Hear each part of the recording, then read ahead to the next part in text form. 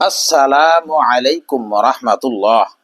প্রিয় দিনদার মুসলিম ভাইরা, একজন নেককার ও দিনদার স্ত্রী কেবল একজন জীবন সঙ্গিনী নন, বরং তিনি দুনিয়ার শ্রেষ্ঠ সম্পদ এবং জান্নাতের পথ চলার সহযাত্রী।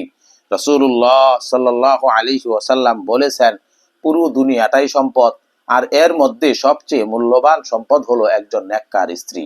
কিন্তু বর্তমানে এই ফিতনার যুগে এমন একজন জীবন সঙ্গিনী খুঁজে পাওয়া কি খুব কঠিন? মোটেও কঠিন নন।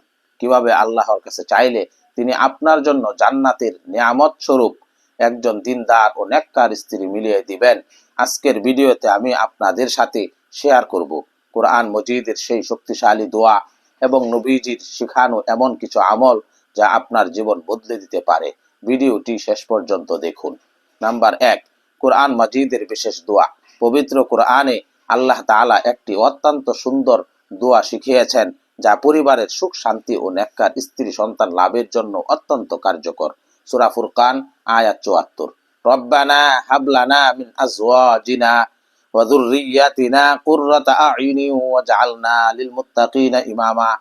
রব্বানা হাবলানা মিন আজওয়াজিনা ওয়া যুররিয়াতিনা কুররাতা আ'ইউনি ওয়াজআলনা লিল মুত্তাকিনা ইমামা।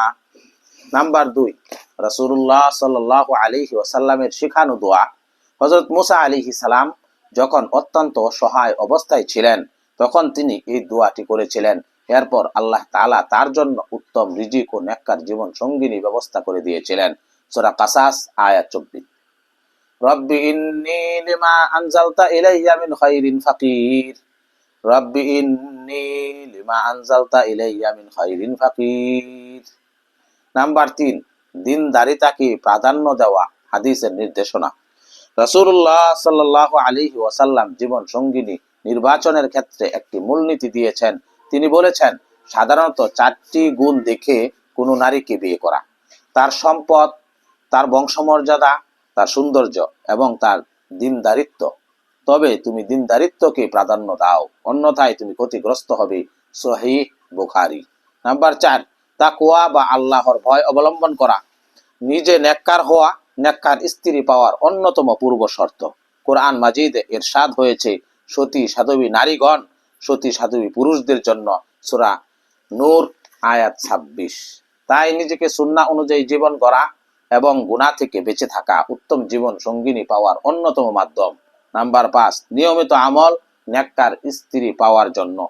1, তাহাজ্জুদ নামাজ। শেষ রাতে উঠে আল্লাহর কাছে চোখের পানি ফেলে দোয়া করা, কারণ তাহাজ্জুদের দোয়া বিফলে যায় না। 2, বেশি বেশি ইস্তেগফার করা। ইস্তেগফার করলে আল্লাহ তাআলা আসমান থেকে রহমত বর্ষণ করেন এবং রিজিক ও পরিবারে বরকত দান করেন। 3, সালাতুল হাজত। বিশেষ প্রয়োজনে 2 রাকাত নফল নামাজ পড়ে আল্লাহর কাছে সাহায্য চাওয়া। আল্লাহ তাআলা আমাদেরকে দিনদার ও নেককার স্ত্রী সন্তান পাওয়ার জন্য রিজিক ও পরিবারে বরকত দান করুন। আমিন।